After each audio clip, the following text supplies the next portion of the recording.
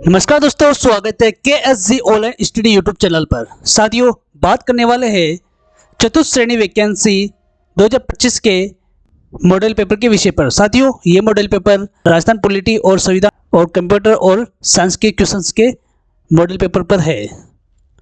और दोस्तों, इस यूट्यूब चैनल पर 120 क्वेश्चंस का मॉडल पेपर यानी संपूर्ण पाठ्यक्रम पर आधारित मॉडल पेपर अपलोड किए जाते हैं। जिन्होंने अभी तक उन मॉडल पेपर को नहीं देखा है तो प्लेलिस्ट की लिंक डिस्क्रिप्शन में है, वहां जाकर के उन मॉडल पेपर को आप देख सकते हैं।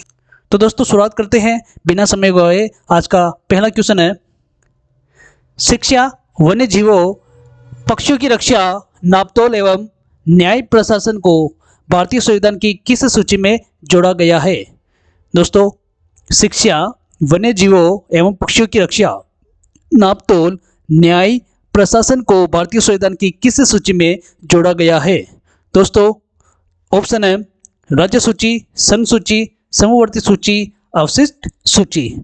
तो दोस्तों, ये जितने भी विषय है इन सबको कौन सी सूची में जोड़ा गया है? तो दोस्तों, इसका सही आंसर हो जाएगा समवर्ती सूची में। किसमें जोड़ा गया दोस्तों? समवर्ती सूची में जोड़ा गया है। ऑप्शन नंबर स इसका सही आंसर हो जाएगा। नेक्स्ट क्वेश्चन की बात करते हैं, अस्पृश्यता के अंत का उल्लेख भारतीय संविधान के किस अनुच्छेद में वर्णित है? अस्पृश्यता के अंत का उल्लेख, तो इसका उल्लेख कौन से अनुच्छेद में है दोस्तों? ऑप्शन है अनुच्छेद 14, अनुच्छेद 17 है, अनुच्छेद 21, अनुच्छेद 24। दोस्तों, सही आंसर होगा ऑप्शन नंबर ब, अनुच्छेद 17। कितने दोस्तों? अनुच्छेद 17 में अस्पृश्यता के अंत का उल्लेख भारतीय संविधान में किया गया है। नेक्स्ट है, संसदीय शासन व्यवस्था में कितने प्रकार की कार्यपालिका होती है? दोस्तों, क्वेश्चन है, संसदीय शासन व्यवस्था में कितने प्रकार की कार्यपालिकाएं होती है? दोस्तों, इसका सही आंसर होगा ऑप्शन नंबर बी, 2। कितने प्रकार की होती है दोस्तों? 2 प्रकार की कार्यपालिकाएं होती है। कौन कौन सी होती है दोस्तों? तो ये होती है संवैधानिक कार्यपालिका, संवैधानिक कार्यपालिका, और दूसरी कौन सी होती है दोस्तों? वो होती है वास्तविक कार्यपालिका, वास्तविक कार्यपालिका। तो ये 2 प्रकार की कार्यपालिका संसदीय शासन व्यवस्था में होती है। ऑप्शन नंबर बी इसका सही आंसर हो जाएगा। नेक्स्ट क्वेश्चन की बात करते हैं साथियों, तो संवैधानिक कार्यपालिका के अंतर्गत कौन कौन आते हैं? दोस्तों, संवैधानिक कार्यपालिका के अंतर्गत कौन कौन आते हैं तो इसके बारे में बताना है। ऑप्शन देखिए दोस्तों, प्रधानमंत्री, मंत्रिपरिषद, राष्ट्रपति, उपराष्ट्रपति, महान्यायवादी। फिर है ऑप्शन नंबर स, मुख्यमंत्री, राज्यपाल। ऑप्शन नंबर द है मुख्यमंत्री, मुख्य न्यायाधीश, संसद सदस्य। दोस्तों, संवैधानिक कार्यपालिका के अंतर्गत कौन कौन आते हैं? तो दोस्तों, वो आते हैं राष्ट्रपति, उपराष्ट्रपति और महान्यायवादी। ऑप्शन नंबर कौन सा सही हो जाएगा? ब इसका सही आंसर हो जाएगा। दोस्तों, राष्ट्रपति और उपराष्ट्रपति के बारे में आपको नॉलेज है ही है। महान्यायवादी क्या होता है?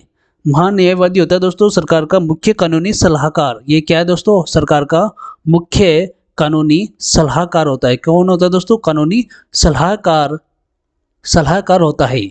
और ये एक संवैधानिक पद होता है। कौन सा पद होता है दोस्तों? ये एक संवैधानिक पद होता है। तो दोस्तों, संवैधानिक कार्यपालिका के अंतर्गत कौन कौन कौन आते हैं? तो राष्ट्रपति आता है, उपराष्ट्रपति आता है और महान्यायवादी आता है। ऑप्शन नंबर ब इसका सही आंसर हो जाएगा। बढ़ते अगले क्वेश्चन की ओर। तो अगला क्वेश्चन है दोस्तों, भारतीय संविधान भारतीयों की इच्छा अनुसार होगा, यह कथन किसने कहा था? जो भारतीय संविधान है वह भारतीयों की इच्छा के अनुसार होगा। दोस्तों, यह कथन किसने कहा था? तो ऑप्शन है जवाहरलाल नेहरू। ऑप्शन ब है डॉक्टर BR अम्बेडकर। ऑप्शन स है महात्मा गांधी। ऑप्शन द है सरदार वल्लभ भाई पटेल। दोस्तों, भारतीय संविधान भारतीयों की इच्छा के अनुसार होगा, तो यह कथन जिसने कहा था उनका नाम है महात्मा गांधी। किन्होंने कहा था दोस्तों? महात्मा गांधी ने यह कथन कहा था, यानी ऑप्शन नंबर स इसका सही आंसर हो जाएगा। नेक्स्ट क्वेश्चन है साथियों, प्रारूप समिति, संविधान की जो प्रारूप समिति है उसके कितने सदस्य थे? प्रारूप समिति में कितने सदस्य थे? ऑप्शन ए है 5 सदस्य, ऑप्शन ब है 7 सदस्य, स 9 सदस्य, द 11 सदस्य। दोस्तों, प्रारूप समिति में कितने सदस्य थे? तो इसका सही आंसर होगा ऑप्शन नंबर ब 7 सदस्य। कितने सदस्य थे दोस्तों? 7 सदस्य थे, जिसमें से अध्यक्ष का पद किसके पास में था, यानी अध्यक्ष, प्रारूप समिति के अध्यक्ष किसे बनाया गया था दोस्तों? तो ये बनाया गया था B.R. अम्बेडकर। कौन दोस्तों? B.R. अम्बेडकर को प्रारूप समिति के अध्यक्ष बनाया गया था। ऑप्शन नंबर ब इसका सही आंसर हो जाएगा। बढ़ते अगले क्वेश्चन की ओर। तो क्वेश्चन नंबर 7 है, भारतीय संविधान में कितने भाग है, कितने अनुच्छेद है और कितनी अनुसूची है मूल रूप से और वर्तमान में? दोस्तों भारतीय संविधान के कितने भाग, अनुच्छेद और अनुसूची है, यानी मूल रूप से संविधान लागू के समय और वर्तमान में कितने हैं? दोस्तों इसका सही आंसर हो जाएगा ऑप्शन नंबर ब 22 भाग है, 395 22 भाग थे, 395 अनुच्छेद थे और 8 अनुसूचियां थी मूल रूप में।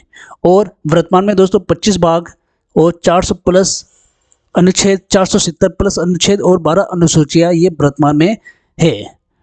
तो दोस्तों ऑप्शन नंबर कौन सा सही हो जाएगा? ऑप्शन नंबर ब इसका सही आंसर हो जाएगा।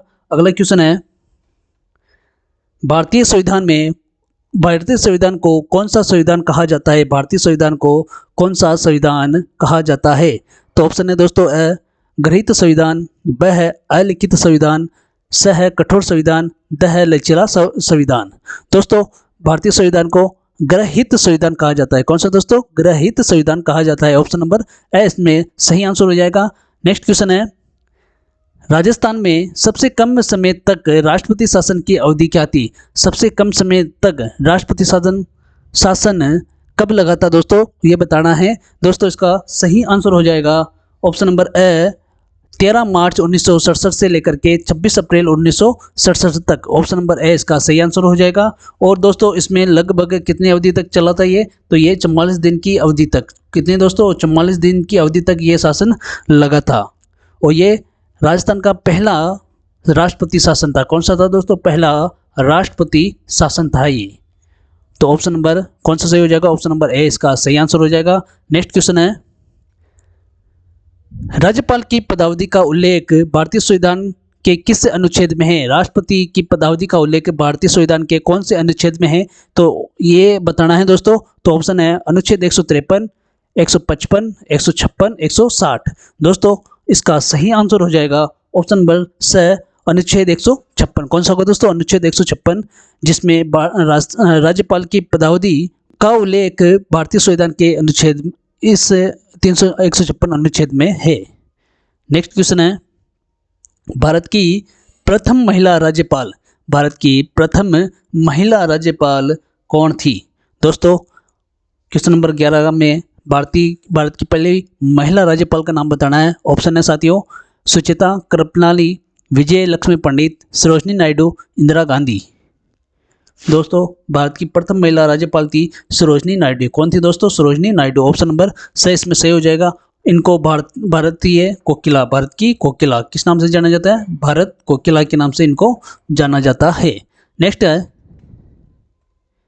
राजस्थान में सबसे कम अवधि तक मुख्यमंत्री कौन रहे? सबसे कम अवधि तक मुख्यमंत्री कौन रहे थे? दोस्तों ऑप्शन है हीरा लाल देवपुरा, मोहनलाल सुखाड़िया, भैरों सिंह शेखावत, वसुंधरा राजे। दोस्तों सबसे कम अवधि तक रहने वाले मुख्यमंत्री का नाम था हीरालाल देवपुरा। कौन है दोस्तों? हीरालाल देवपुरा। और ये 16 दिन की अवधि तक मुख्यमंत्री रहे। कितने दिन तक दोस्तों? 16 दिन की अवधि तक ये मुख्यमंत्री रहे थे। ऑप्शन नंबर ए इसमें सही आंसर हो जाएगा। नेक्स्ट है, एकमात्र व्यक्ति जिसने मुख्यमंत्री व प्रथम उप मुख्यमंत्री दोनों पदों पर काम किया है वह कौन है? दोस्तों मुख्यमंत्री के पद पर और उप मुख्यमंत्री इन दोनों ही पदों पर काम करने वाले व्यक्ति का नाम बताना है। ऑप्शन देखिए दोस्तों, अ है जय नारायण व्यास, ब है टीकाराम पालीवाल, स मोहनलाल सुखाड़िया, द हरिदेव जोशी। दोस्तों एकमात्र मुख्यमंत्री और प्रथम मुख्यमंत्री दोनों पदों पर रहने वाले व्यक्ति का नाम है टीकाराम पालीवाल। कौन है दोस्तों? टीकाराम पालीवाल। ऑप्शन नंबर ब इसमें सही हो जाएगा। नेक्स्ट है, विधानसभा सदस्यों के लिए निरर्हताएं कौन से अनुच्छेद में है? दोस्तों योग्यताएं। क्या दोस्तों? योग्यताएं। विधानसभा सदस्य बनने की जो योग्यताएं है तो वो कौन से अनुच्छेद में उसका वर्णन किया गया है, उल्लेख है? अनुच्छेद 102 में, अनुच्छेद 191 में, अनुच्छेद 194 में, अनुच्छेद 212 में। तो दोस्तों इसमें कौन सा ऑप्शन इसका सही आंसर होगा दोस्तों, सही ऑप्शन होगा इसमें ऑप्शन नंबर ब, अनुच्छेद 191। ऑप्शन नंबर ब इसमें सही आंसर हो जाएगा। अगला क्वेश्चन है साथियों, राजस्थान उच्च न्यायालय की स्थापना के समय कितने मुख्य न्यायाधीश और अन्य न्यायाधीश थे? दोस्तों, जब राजस्थान उच्च न्यायालय की स्थापना हुई थी तो उस समय कितने न्यायाधीश थे और मुख्य न्यायाधीश कितने थे और अन्य न्यायाधीश कितने थे? दोस्तों, इसका सही आंसर हो जाएगा एक मुख्य न्यायाधीश। एक मुख्य न्यायाधीश थे और 11 अन्य न्यायाधीश थे। ऑप्शन नंबर ए इसमें सही आंसर है। नेक्स्ट क्वेश्चन है, निम्न में से जिला प्रशासन का उद्देश्य क्या है? निम्न में से जिला प्रशासन का उद्देश्य बताना है दोस्तों। तो ऑप्शन है कानून व्यवस्था बनाना, भू राजस्व एकत्रित करना, ए बी दोनों ऑप्शन हैं, और केवल विकास कार्य करना। दोस्तों, जिला प्रशासन का उद्देश्य क्या है? तो दोस्तों, इसमें कानून बनाना ये जिला प्रशासन का उद्देश्य है, और भू राजस्व एकत्रित करना, तो ये दोनों ही दोस्तों इसके जिला प्रशासन के उद्देश्य है। तो दोस्तों, इसमें ए और बी, तो ऑप्शन नंबर कौन सा सही हो जाएगा? से वाला ऑप्शन इसमें सही हो जाएगा। नेक्स्ट है, राज्यपाल के बारे में सत्य कथन कौन सा है? राज्यपाल के बारे में सत्य कथन बताना है दोस्तों। तो राज्यपाल की नियुक्ति सीधे राज्य की जनता द्वारा की जाती है, और ऑप्शन ब है राज्यपाल राज्य विश्वविद्यालय के कुलपति यानी चांसलर होते हैं। राज्यपाल का कार्यकाल निश्चित 5 वर्षों का होता है और राष्ट्रपति द्वारा हटाया नहीं जा सकता। ऑप्शन द है राज्यपाल को राज्य विधानमंडल के सदस्यों द्वारा चुना जाता है। दोस्तों, इसमें पूछा है कि राज्यपाल के बारे में सत्य कथन बताना है, तो इसका सही आंसर होगा दोस्तों ऑप्शन नंबर ब, राज्यपाल राज्य विश्वविद्यालय के कुलपति और या चांसलर होते हैं। ऑप्शन नंबर ब इसमें सही हो जाएगा। बाकी ऑप्शन नंबर ए में देखिए दोस्तों, राज्यपाल की नियुक्ति सीधे राज्य की जनता के द्वारा की जाती है। तो दोस्तों, ये इसका आंसर गलत है, ऑप्शन नंबर ए इसमें गलत है। तो दोस्तों, ये कथन असत्य है, क्योंकि भारतीय संविधान के अनुच्छेद 155 के अनुसार, कौन सा दोस्तों? 155 के अनुसार राज्यपाल की नियुक्ति राष्ट्रपति द्वारा अपने हस्ताक्षर और मुहर सहित अधिपत्र द्वारा की जाती है। किसके द्वारा की जाती है? दोस्तों, ये राष्ट्रपति के द्वारा की जाती है। ठीक है दोस्तों, तो इसमें सीधे ये जनता के द्वारा चुने हुए नहीं होते हैं। ऑप्शन सी में देखिए दोस्तों, राज्यपाल का कार्यकाल 5 वर्ष का होता है और राष्ट्रपति द्वारा हटाया नहीं जा सकता। तो दोस्तों, यहाँ पे ये गलत है। ये राष्ट्रपति के प्रसाद पर्यंत पद धारण करते हैं। ठीक है दोस्तों, प्रसाद पर्यंत ये पद धारण करते हैं। बाकी इनका कार्यकाल 5 वर्ष का होता है, लेकिन राष्ट्रपति के प्रसाद पर्यंत ये पद को धारण करते हैं। राज्यपाल को राज्य विधानमंडलों के सदस्यों द्वारा चुना जाता है। तो दोस्तों, ये इसका ऑप्शन नंबर ये भी गलत है। तो इसमें कौन सा सही है दोस्तों? ऑप्शन नंबर बी इसका सही आंसर हो जाएगा। नेक्स्ट है, सूचना का अधिकार अधिनियम आरटीआई एक्ट 2005 संसद में कब पारित हुआ था? दोस्तों, संसद में ये अधिकार कब पारित हुआ था? तो इसका सही आंसर है 12 मई 2005 को। कब हुआ दोस्तों? 12 मई 2005 को ये पारित हुआ था। ऑप्शन नंबर ब इसमें सही आंसर हो जाएगा इसका। नेक्स्ट क्वेश्चन की बात करें दोस्तों, तो राजस्थान विधानसभा में प्रथम गैर कांग्रेसी अध्यक्ष कौन बने थे? दोस्तों, ये बताना है, राजस्थान विधानसभा के प्रथम गैर कांग्रेसी अध्यक्ष कौन बने थे? रामनिवास मिर्धा, लक्ष्मण सिंह, पूनमचंद बिश्नोई, हरिशंकर भाबड़ा। दोस्तों, इसमें इसका गैर कांग्रेसी अध्यक्ष कौन बने थे? दोस्तों, ये बने थे लक्ष्मण सिंह। कौन बने थे दोस्तों? लक्ष्मण सिंह। ऑप्शन नंबर ब इसका सही आंसर हो जाएगा। और 1977 में ये विधानसभा अध्यक्ष चुने गए थे। कब दोस्तों? 1977 में विधानसभा अध्यक्ष ये चुने गए थे। नेक्स्ट क्वेश्चन है, राजस्थान में संसद में कुल कितने प्रतिनिधि होते हैं? राजस्थान से संसद में कुल कितने प्रतिनिधि जाते हैं? दोस्तों, ऑप्शन है 25 लोकसभा, 10 राज्यसभा, 35 लोकसभा राज्यसभा मिलाकर उपयुक्त सभी।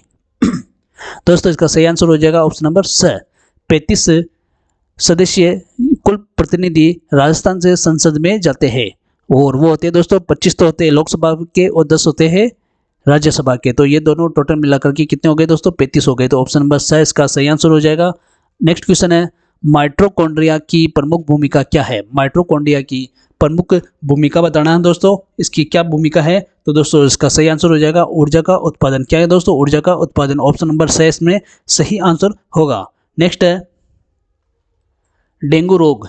डेंगू रोग का वाहक कौन सा मच्छर होता है? डेंगू रोग का वाहक कौन सा मच्छर होता है? एनाप्लिज मच्छर, क्यूलेक्स मच्छर, एडिस एजिप्टाई मच्छर, इनमें से कोई नहीं। दोस्तों, डेंगू का वाहक होता है एडिस इजिप्टाई मच्छर। ऑप्शन नंबर 6 इसका सही आंसर है। नेक्स्ट है हीमोग्लोबिन का स्तर गिरने से किसकी कमी होती है? हीमोग्लोबिन का स्तर गिरने से किसकी कमी होती है दोस्तों? कैल्शियम की, आयरन की, विटामिन डी की, आयोडीन की। दोस्तों इसका सही आंसर है ऑप्शन नंबर 6 आयरन की। किसकी दोस्तों? आयरन की कमी होती है। नेक्स्ट क्वेश्चन की बात करें दोस्तों तो क्वेश्चन नंबर 24 है मास्टर ग्रंथि कौन से ग्रंथि को कहा जाता है? मास्टर ग्रंथि कौन से ग्रंथि को कहा जाता है दोस्तों? ऑप्शन है थायराइड ग्रंथि, पीयूष ग्रंथि, पिट्यूटरी ग्रंथि, अधिवर्ग ग्रंथि, अग्नाशय ग्रंथि। तो मास्टर ग्रंथि कहा जाता है दोस्तों पीयूष ग्रंथि को। कौन से ग्रंथि? पीयूष ग्रंथि को कहा जाता है। और ये कई अन्य अंतःस्रावी ग्रंथियां जैसे थायराइड, अधिवक्र ग्रंथि और जनन ग्रंथियों के कार्य को क्या करती है दोस्तों? ये नियंत्रित करती है, नियंत्रित करती है। विनियमन करने का ये कार्य करती है, विनियमन करने का ये कार्य करती है। तो ऑप्शन नंबर 22 में सही आंसर हो जाएगा। नेक्स्ट क्वेश्चन की बात करें तो कौन सी धातु कमरे के तापमान पर द्रव अवस्था में पाई जाती है? कौन सी धातु है जो कमरे के तापमान पर द्रव अवस्था में ये पाई जाती है? दोस्तों इसका सही आंसर हो जाएगा ऑप्शन है सोना, चांदी, तांबा, मरकरी। तो इसमें सही आंसर है ऑप्शन नंबर 2 मरकरी या पारा। कौन से? मरकरी या पारा। और लगभग कितने डिग्री पर दोस्तों? 25 डिग्री सेल्सियस पर ये द्रव अवस्था में ये पाई जाती है। कितने डिग्री सेल्सियस? 25 डिग्री सेल्सियस पर ये द्रव अवस्था में पाई जाती है। नेक्स्ट क्वेश्चन है इनमें से मेमोरी की सबसे बड़ी इकाई कौन सी है? इनमें से मेमोरी की सबसे बड़ी इकाई बताना दोस्तों। किलोबाइट, मेगाबाइट, गीगाबाइट, इनमें से कोई नहीं। दोस्तों इसका सही आंसर हो जाएगा किलोबाइट। कौन सा होगा दोस्तों? किलोबाइट इसका सही आंसर होगा। नेक्स्ट क्वेश्चन की बात करें दोस्तों तो अल्ट प्लस F4 का उपयोग सामान्यतः किसके लिए किया जाता है? फाइल को सेव करने के लिए, वर्तमान सक्रिय फाइल प्रोग्राम या विंडो को बंद करने के लिए, टेक्स्ट को कॉपी करने के लिए, नया फोल्डर बनाने के लिए। दोस्तों अल्ट प्लस F4 का उपयोग किया जाता है वर्तमान सक्रिय प्रोग्राम या विंडो को बंद करने के लिए। ऑप्शन नंबर 2 इसका सही आंसर हो जाएगा। नेक्स्ट क्वेश्चन है भारत में इंटरनेट सेवा कब शुरू की गई थी? भारत में इंटरनेट सेवा का प्रारंभ कब हुआ था दोस्तों? तो यह हुआ था दोस्तों 15 अगस्त 1995 को। 15 अगस्त 1995 को भारत में इंटरनेट सेवा का प्रारंभ किया गया था। ऑप्शन नंबर एस में सही आंसर हो जाएगा इसका। नेक्स्ट क्वेश्चन है एमएस ऑफिस में इंसर्ट टैब का उपयोग किसके लिए किया जाता है? एमएस ऑफिस में इंसर्ट टैब का उपयोग किसके लिए किया जाता है दोस्तों? ऑप्शन है दस्तावेज को प्रिंट करने के लिए, चित्र, टेबल, चार्ट आदि को जोड़ने के लिए, टेक्स्ट को फॉर्मेट करने के लिए, वर्तनी और व्याकरण की जांच करने के लिए। दोस्तों एमएस ऑफिस में इंसर्ट टैब का उपयोग किया जाता है चित्र, टेबल, चार्ट आदि जोड़ने के लिए। ऑप्शन नंबर 22 में सही हो जाएगा। नेक्स्ट क्वेश्चन है दुनिया का प्रथम माइक्रो प्रोसेसर कौन सा था? दुनिया का प्रथम माइक्रो प्रोसेसर कौन सा था ये बताना दोस्तों। Intel 8086, Intel 4004, Motorola AMD K6। दोस्तों प्रथम माइक्रो प्रोसेसर था इंटेल 4004। कौन सा था? इंटेल 4004। इसका सही आंसर हो जाएगा ऑप्शन नंबर ब। तो दोस्तों आज की क्लास कैसी लगी है कमेंट बॉक्स में कमेंट करके जरूर बताएं। और इस मॉडल पेपर में आपके कितने नंबर्स आ रहे हैं तो कमेंट करके जरूर बताना है। दोस्तों जो फर्स्ट बार चैनल को विजिट कर रहे हैं तो चैनल को जरूर सब्सक्राइब करें, बेल आइकन दबाएं और अपने दोस्तों के साथ में शेयर करना ना भूलें। दोस्तों इस यूट्यूब चैनल पर संपूर्ण पाठ्यक्रम पर आधारित यानी 120 क्वेश्चंस का चतुर्श्रेणी कर्मचारी वैकेंसी 2025 के लिए मॉडल पेपर अपलोड किए जाते हैं। तो उन मॉडल पेपर को आप देखना ना भूलें। मिलते हैं अगले ऐसे ही वीडियो में, तब तक के लिए आप सभी को धन्यवाद।